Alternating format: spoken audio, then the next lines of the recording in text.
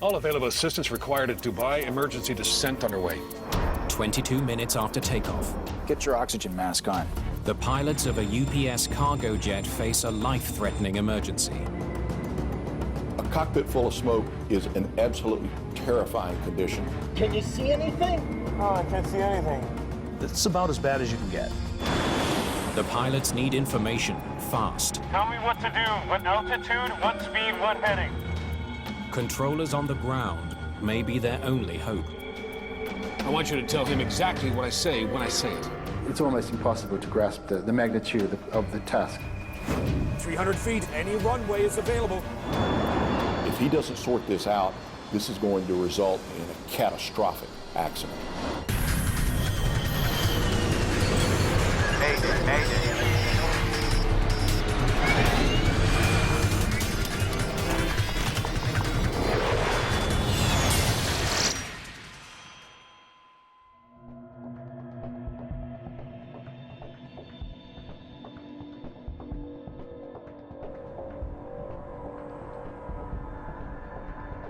Evening settles over the desert city of Dubai. The world's tallest building shimmers in the twilight. In the sky above, a 747 cargo jet climbs out from Dubai International Airport. Autopilot, engaged. After a routine takeoff, the crew of UPS-6 can now let the autopilot take over most of the flying and settle in for a long night. You'll never get tired of that view. First Officer Matthew Bell is piloting the plane. He's a former US Marine who's been with UPS for 4 years. Nice flying, by the way. You got a good touch on the controls. Captain Doug Lampy is also a seasoned pro.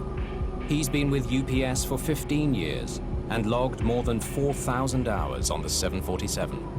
Both of them were said to be very skilled aviators, very experienced.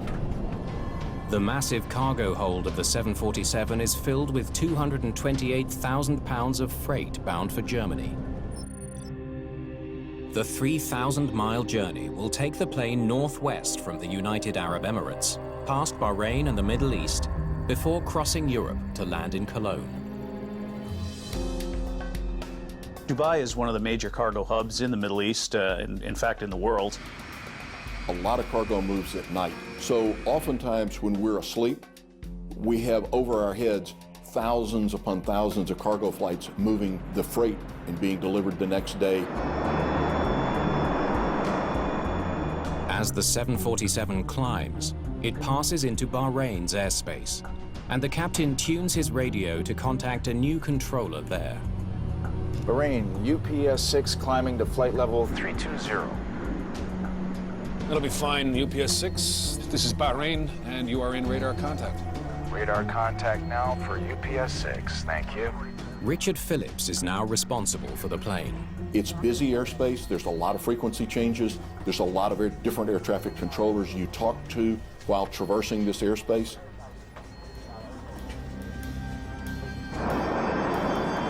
"21 minutes after takeoff, the plane has climbed to 31,000 feet.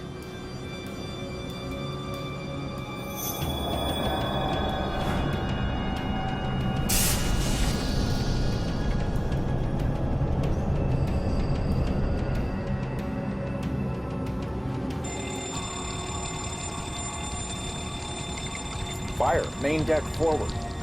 An alarm warns of a fire in the cargo hold. I'll fly the airplane, you run the checklist. Okay.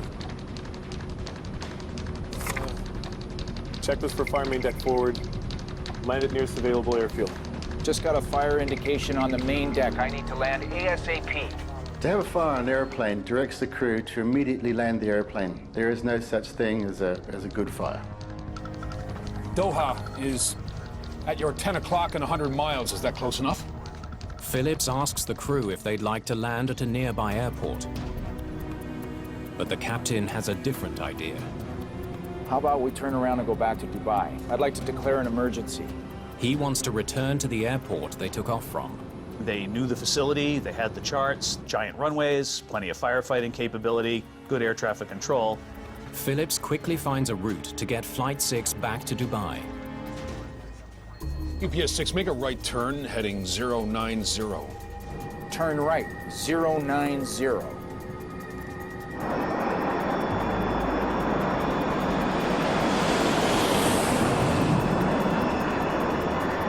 It will take 25 minutes to fly the 207 miles back to Dubai International. All available assistance required at Dubai. Emergency descent underway.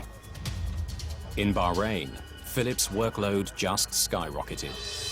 Iraqi Airways Flight 10, descend flight level 27,000.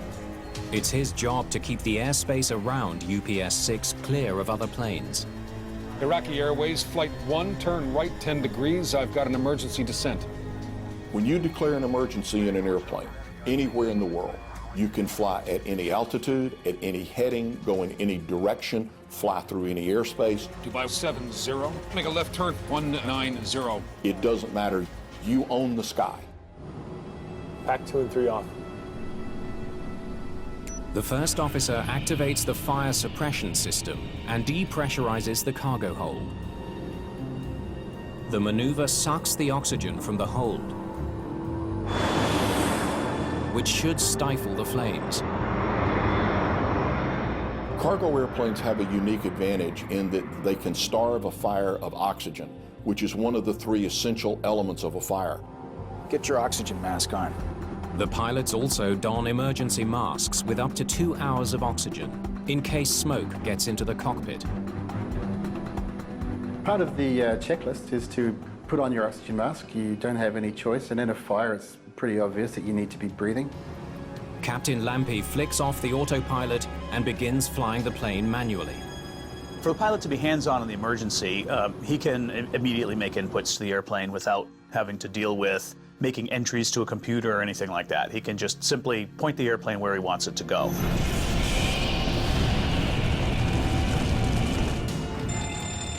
Another warning light goes off. The fire is spreading. It's a nightmare scenario. The crew now has fire alarms in several different areas of the cargo hold. The fire suppression system isn't working, and the flames are spreading fast. The fact that the fire warnings were not only not going away, but they were actually progressing, they were increasing, tells you that you have a high likelihood of a very, very serious fire in the back of the airplane. With the emergency escalating, clear communication is key. Bahrain, I need an emergency descent. This is UPS 6. Fire. UPS 6, descend flight level 270. UPS 6 is going down to what altitude, sir? Flight level 270, sir. Establishing effective communication is one of the first steps after the masks are in place. But the pilots are having trouble hearing. Can you hear me? The masks have built-in microphones. I can't hear a damn thing. In the midst of the emergency, the crew needs to adjust the setting to make them work. It can take some time because the correct selection for the microphone and the mask has to be made, the overhead speakers have to be turned on, the volume has to be turned up. The downside of that is that no additional parts of the checklist are accomplished until the crew communication is established. Bahrain, do you read UPS 6? UPS 6, go ahead, sir. Just as the communication problem is solved, a much bigger one drifts in. Smoke. A cockpit full of smoke is an absolutely terrifying condition. You're doing everything you can to vent smoke out of the airplane, yet it continues to get worse. God, it's getting hot in here. The captain starts to feel heat. He knows the fire is right underneath him. I need a descent down to 10,000 feet right away, sir. UPS 6, descend and maintain 10,000. Your discretion. A terrifying situation is about to get worse. As soon as he starts to pitch the airplane down, there's no control of the elevators. Find out what the hell is going on. I've barely got control of the airplane. That's very disconcerting because losing the normal actions of a primary flight control can have catastrophic effects. The crew of UPS-6 is still 22 minutes from Dubai International Airport. I've got no control of the airplane. What? I have no pitch control of the airplane. Pitch control, that's nose up, nose down, of the airplane. It's critical to airspeed, and as he gets close to the runway, critical to being able to land. The captain knows if he can re-engage the autopilot, it might be able to steady the plane. Very quickly and prudently, he decides something's not right. Let's go back to the automation. But the smoke is blinding. Can you see anything? No, I can't see anything. Terrifying would be an understatement, and it would require a lot of discipline to maintain the ability to fly the airplane.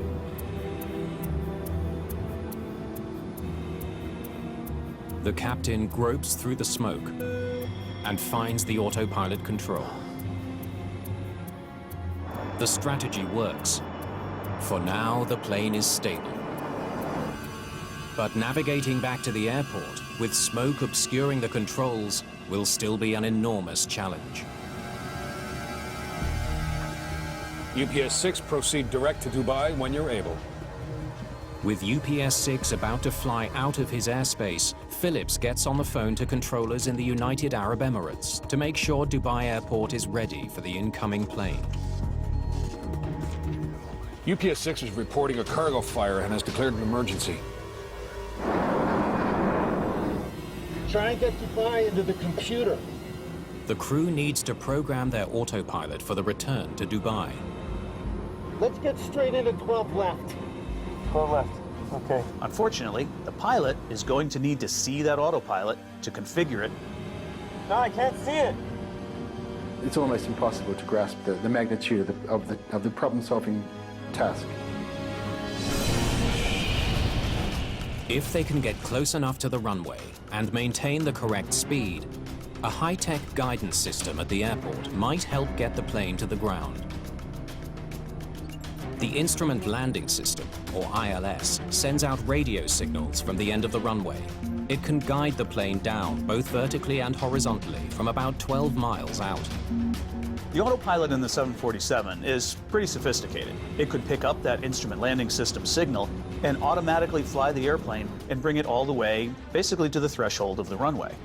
But first, Bell has to dial in the right frequency for the ILS signal from runway 12 left. Somehow, through the smoke, he does it. UPS-6 is now less than 20 minutes from the runway. Okay, UPS-6 is straight into 12 left, sir. Straight into 12 left. All planes, stand by. Other flights are rerouted to clear the way for UPS-6. Everyone is waiting for the mammoth 747 to land. Give me a heading if you can. I can't see. Okay, stand by. The crew needs Phillips to finish guiding them to the runway. Abu Dhabi, stand by. He has to work fast. They're almost off his radar screen. Most of the time, pilots can at least see their instruments. In this case, the controller needed to be helping them in something very, very basic: airspeed, altitude, and heading. I need that heading. It's getting really hot in here. Just when the crew needs him most, We'll get right back to you with that, sir. That clipboard, please. Phillips loses radar contact. Thank you. UPS-6 has flown beyond the range of Bahrain's radar. Emirates, this is Bahrain Area Control. I need your readouts for UPS-6. They're off my radar. Since he can no longer see UPS-6, Phillips asks controllers in Abu Dhabi to track the plane on their radar and send him updates. Heading 106. UPS-6, heading is 106. UPS-6, heading 106, if you're able. Moments later, the pilots face their worst crisis yet.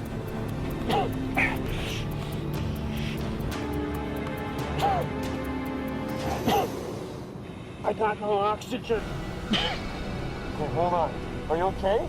The captain isn't getting any air. I got no oxygen. I can't breathe. There's emergency oxygen beside the jump seat at the rear of the cockpit. But the captain can't reach it. Oxygen. The captain now has just one option, but it's risky. The best thing he can do now is to get up out of the seat, go back and get that supplemental oxygen.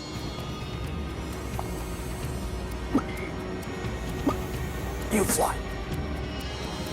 I got it. I got control. No pilot wants to leave the controls in an emergency. It goes against every instinct.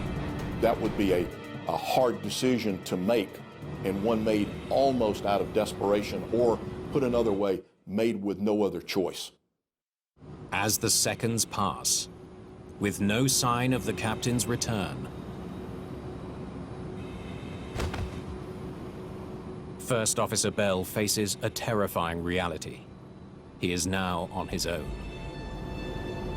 The situation now is doubly worse for the first officer. The captain is most likely incapacitated. He's no longer communicating. And now the first officer's got to do it all himself. Mayday, mayday, mayday. Can anyone hear me? As the slow realization happened, the captain's not coming back. All it does is intensify the focus of, what do I need to do to get on the runway in Dubai? Bell is also facing another problem. After flying beyond Bahrain's radar range, he is now about to fly out of its radio range as well. Just like a cell tower or a AM/FM radio, as you get farther away, the signal gets weaker and weaker and eventually doesn't work anymore. UPS 6, contact Dubai 132.1. Controllers give him a new frequency to tune in to Dubai control. But it's no use. The smoke in the cockpit is too thick. Sir, we're gonna have to stay with you. We can't see our radios. Can you give me an altitude? He couldn't change back to the Dubai frequency. So the problem now is, how do you talk to someone out of radio range on your frequency? His only choice is to stay with Richard Phillips in Bahrain. Phillips has to think fast. Sky Dubai 751, you're my intermediary. Sky Dubai 751, roger. In a quick piece of thinking, the controller said, I'm going to use relays to communicate with the airplane which is flying out of my radio range. He recruits a plane that's flying within radio range of both Bahrain Control and UPS 6. This plane will act as a relay, forwarding messages to and from the stricken plane. At the same time, controllers in Abu Dhabi are tracking UPS 6 on radar and feeding that data to Phillips by phone. UPS 6, your altitude is 15,000. This is Sky Dubai 751 relay. It's a makeshift system that could save the first officer's life. UPS 6 is now just 12 minutes from the runway in Dubai, hurtling toward it at more than 400 miles an hour. Dubai is how far? It is possible for a single pilot to land a 747, but in an emergency, the workload is immense.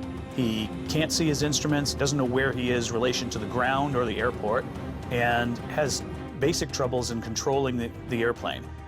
It's about as bad as you can get. Sir, you're gonna have to work faster. Give me a heading direct to the airport at Dubai and give me immediate vectors. UPS 6 requests radar vectors to the runway. Okay, tell him to stand by. UPS 6 requests vectors to runway.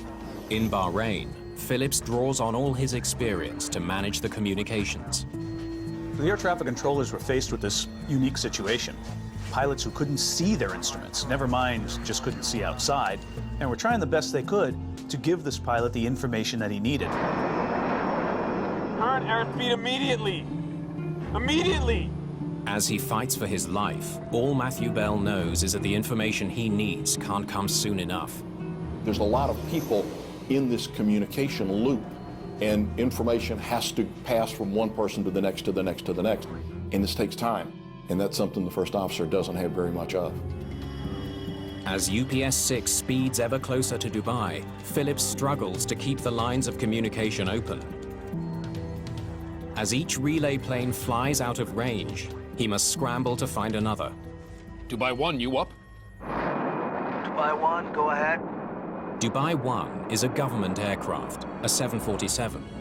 Captain Paddy Hurst will be the voice Bell hears during the final descent. Dubai 1, your radar contact, sir. I need you to do relays for UPS 6. All right. What do you want me to tell UPS 6? I want you to tell him exactly what I say when I say it. The next 5 minutes will decide the fate of UPS 6 and its lone pilot, Matthew Bell. He's now dependent on his thousands of hours of experience and training to basically rewrite an emergency procedure for this airplane, because these compound failures are far and above anything that we train for. Tower clears you to land, runway 12 left. UPS 6, you are cleared to land. 12 left. Tell me what to do. What altitude, what speed, what heading. Okay. Bell desperately needs to know how to line up with the runway. They want to know what altitude, what speed, what heading. I need current altitude, speed, and heading. 20 miles out, heading 115. UPS 6, 20 miles, heading is 115. UPS 6, you are 20 miles from the field. The information is frustratingly incomplete. Just like the game of telephone, a little bit gets lost in the translation. With so many people in the communications loop, every bit of data he's getting is outdated. It's not what's going on right now, it's what was going on some period of time, seconds ago. And he's trying to fly the airplane in real time. As he nears the airport, Bell takes the final step in his attempt to lock on to the runway signal. He pushes the ILS approach button.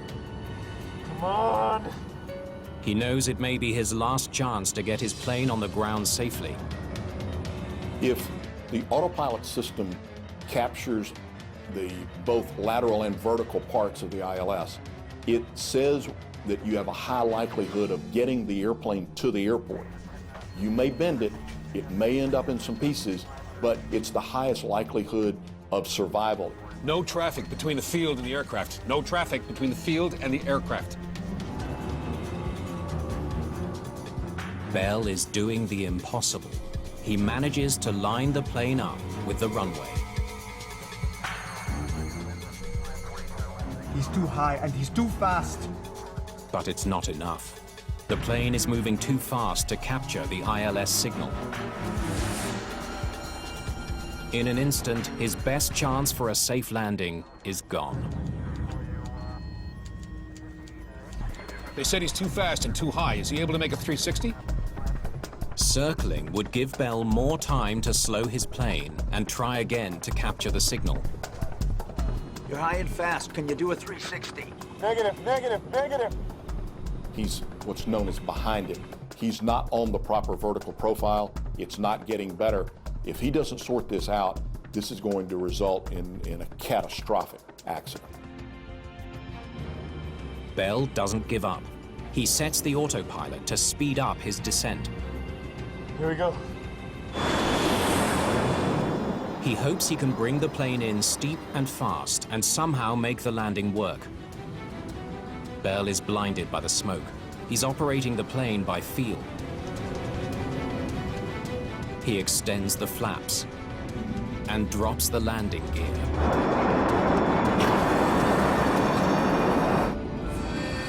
An alarm warns Bell the gear did not drop. I have no gear. He was doing everything he could to maintain control of a severely crippled airplane. Sir, where are we? Where are we located? Bell is overshooting the runway. He was pretty much lined up along the left-right course to the runway. Unfortunately, it was too high for him to make a landing. Is he able to make a left turn for a 10-mile final for Sharjah? Air traffic thought quick. They knew there was another runway nearby at Sharjah and tried to give him guidance to make that runway. Are you able to make a left turn now to Sharjah? It's 10 miles away. Give me a left turn. What heading? A small left turn could take him to the alternate airport. What sort of heading, Marine?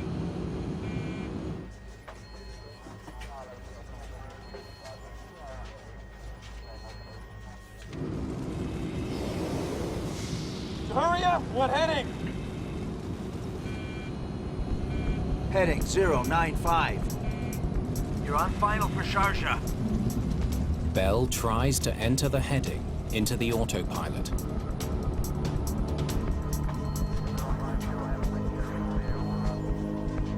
He's made a right turn. A right turn. But instead of turning left, the plane turns the wrong way, 90 degrees to the right.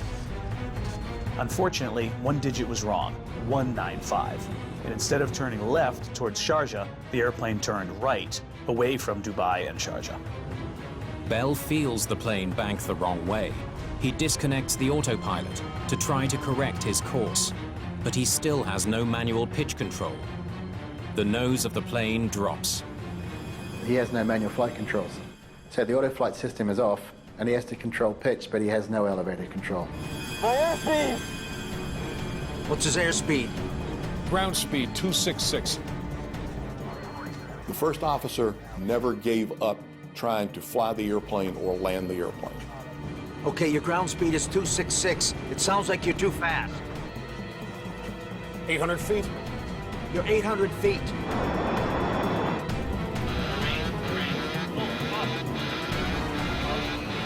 $300 feet. Any runway is available. Any runway available, UPS 6.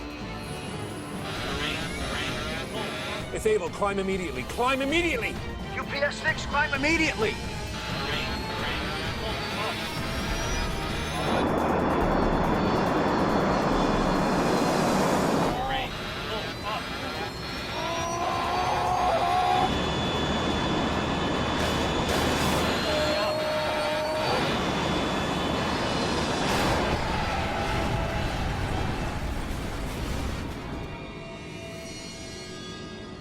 What's the word? Radar contact lost. UPS 6 has crashed into a military base 10 miles from Dubai International Airport. Neither pilot has survived. First Officer Matthew Bell, who fought to the final seconds, leaves behind a wife and a 4-year-old daughter. Captain Douglas Lampy was also married with 4 children. It's one of Dubai's worst ever aviation disasters. And for the first time, the man in charge of the investigation is a UAE national. The Director of Air Accident Investigation, Khalid Al-Raisi. I remember it was a Friday evening on the month of Ramadan. And shortly after we got the call. He knows he's facing one of the most important challenges of his career. This is the busiest airport in this region, and UPS is a major career as well. It was so important to know what the reason that the aircraft crashed.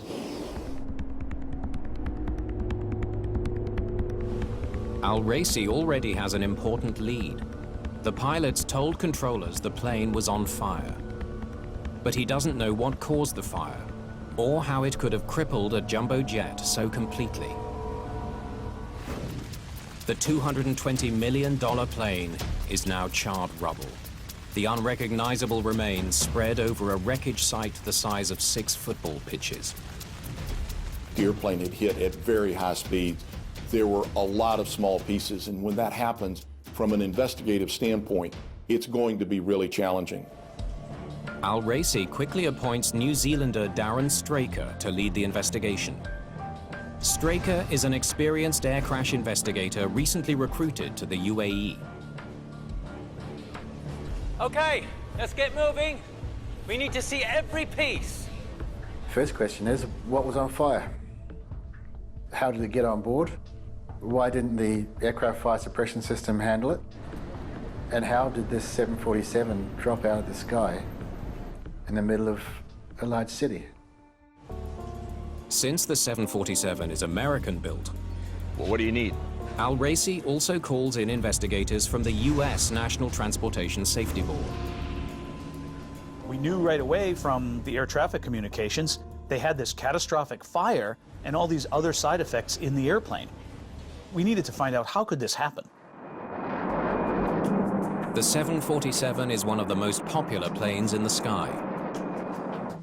The newly formed team needs answers fast. I want you to search this entire grid, inch by inch. The first step is to recover as much debris as possible. We call it eating the elephant. Where do you start? One bite at a time. First things to look for were the flight recorders, the CVR and FDR. The cockpit voice recorder is found almost immediately. It should have captured everything the pilots said in the cockpit. But there's no sign of the flight data recorder, and the heat of the desert is making a difficult search even more challenging. We needed to find the data recorder. So we just resorted to searching square by square. We made 10-meter square sections, and we just progressed in a linear fashion from the beginning of the debris field.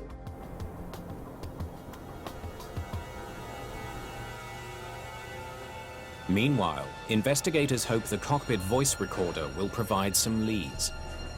Fire, main deck forward. But it only raises more questions. I'll fly the airplane, you run the checklist. Okay. Back 2 and 3 off. The recording shows the crew reacted quickly, immediately engaging the onboard systems designed to contain a fire. Why couldn't they make it back to the airport?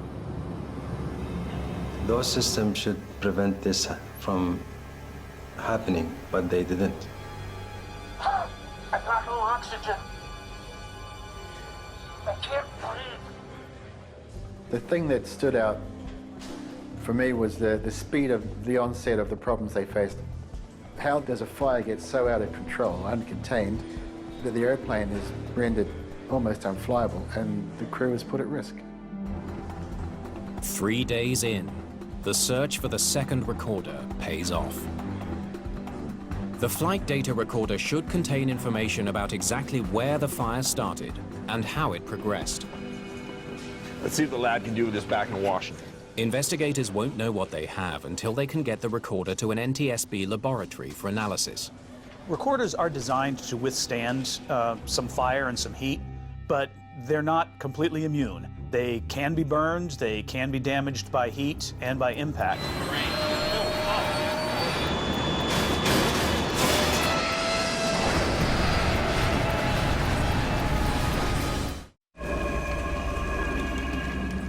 Beyond the outer edge of the wreckage field, investigators make an unexpected find. We looked outside the burned area and saw this little shrub, maybe 3 feet high, just sitting out by itself in the dirt, burned, far away from the main area. Inside that bush was one small lithium battery that had burned, blown itself up, and shot out of the wreckage into the little bush. The small piece of evidence suggests a terrifying new theory. The cargo manifest reveals UPS-6 had dozens of shipments of lithium batteries or consumer electronics that contain them. 81,000 batteries. That's a lot of hazardous cargo. Once we'd got the cargo manifest and seen the total volume of these batteries that were on board, we were heading in the right direction. Lithium batteries are extremely flammable. They can provide up to 10 times the energy of regular alkaline batteries, which is why they last longer in electronics. But their volatile chemical composition means they can burst into flames if they're damaged. Is that what happened in the cargo hold of UPS Flight 6? Joseph Panagiotou is a fire and explosives expert for the NTSB. There's been instances where they're trying to load a pallet of cargo which contains a lot of batteries and it catches on fire at the airport before getting onto the airplane. So we're aware that that is a possibility. You can't automatically conclude that that's what it is, but it's one of the prime suspects. Demand for lithium batteries has never been higher. Several billion are manufactured and shipped around the world every year. Lithium batteries are on everything that we do. They're in our cars, they're in our homes, they're in every airplane we get on, they are everywhere. At a testing facility in the United States, Straker runs lab tests to explore just how flammable lithium batteries can be. The results are astonishing. When they heat a single box containing 100 batteries, it quickly ignites, sending up flames that reach temperatures of 2,000 degrees Fahrenheit. We were completely surprised at how a small AA-sized lithium battery would overheat and then vent and practically just explode into a problem which you couldn't contain.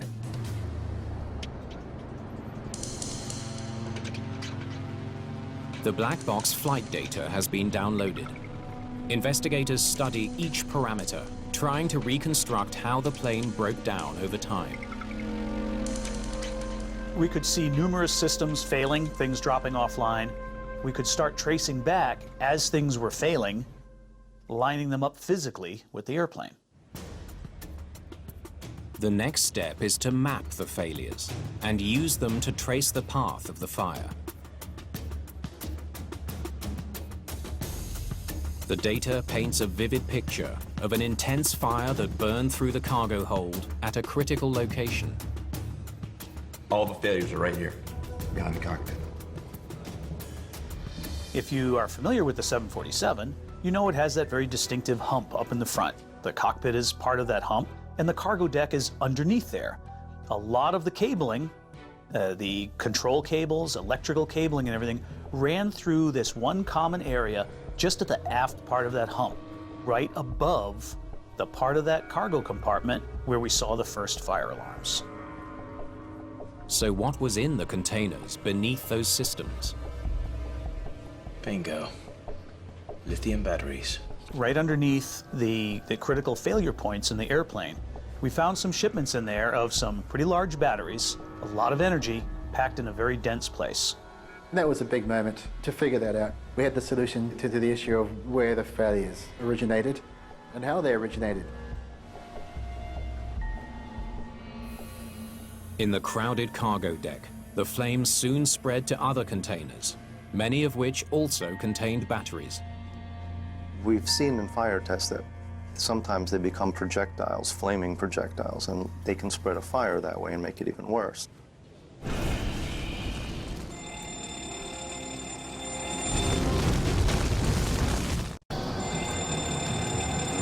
Fire, main deck forward.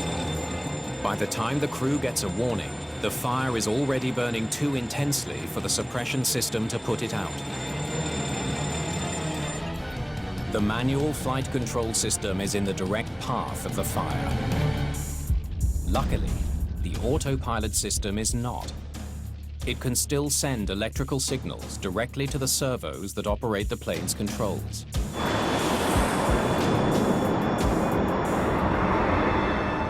But when the pilot switches off the autopilot, the plane becomes nearly impossible to fly. I have no pitch control of the airplane. Fire quickly destroys more systems, including the captain's oxygen supply and the landing gear controls. I have no gear. But Straker believes the tragedy would have been even worse if not for the final actions of the first officer. 300 feet, any runway is available. At the last moment, in a plane he could barely control, If able, climb immediately. Climb immediately! he manages to narrowly avoid a suburb of Dubai. At the very end, there are some control movements that go in, which if he hadn't made them 2 seconds beforehand, they would have collided with that residential area.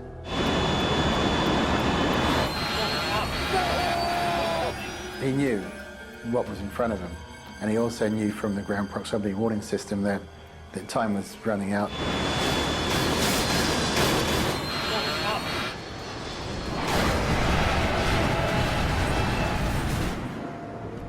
Investigators have one final question.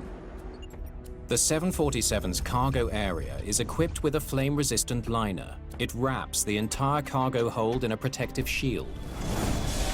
It should have protected the critical systems. We had to get on top of the reason of this failure to save other people's lives.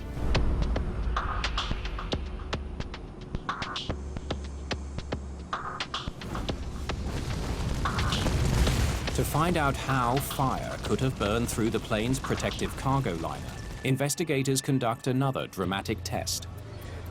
We did our tests with our representative load. The fire was on the pallet was enormous. We were standing behind glass about 50 feet away from this, and I could feel the heat. What the tests showed us is not just the energy, but the time factor as well. All this pent-up energy released so quickly that it could create this catastrophic event without the time needed for the pilots to get safely back down on the ground.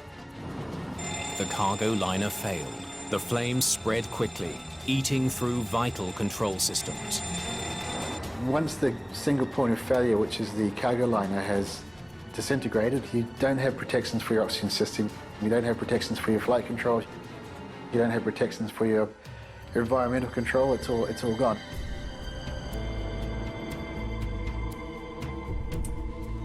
It all came down to a single point of failure. We never thought that a new aircraft could have such failure, or nobody thought of these failures would happen.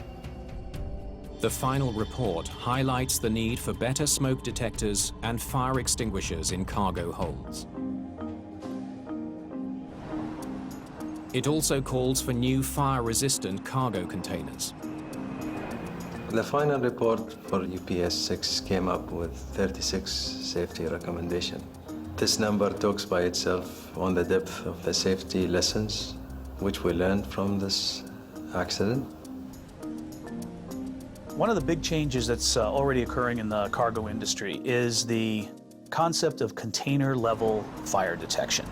Rather than relying on the smoke detection or fire detection in the cargo compartments themselves, these very large compartments, we're moving towards the ability to detect fires inside the cargo pallets themselves, inside the containers, rather than waiting before it's too late and too big. At UPS, the entire company mourned the loss of their colleagues. Even before the report came out, they took steps to keep their pilots safer.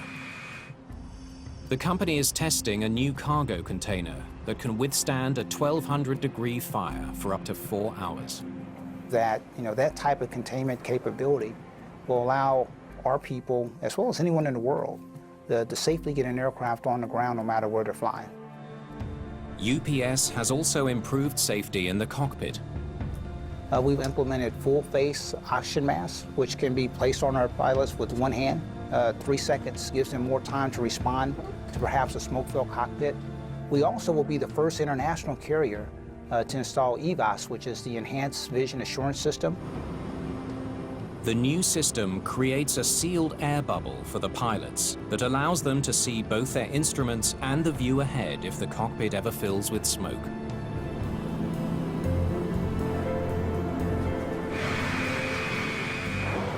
The industry has taken on board what's in the report. They're addressing the risk clearly. There's a general public awareness that the batteries now can pose a serious risk. So if all of the safety recommendations which the Civil Aviation Authority have put in the report are implemented, any other similar accident will be avoided.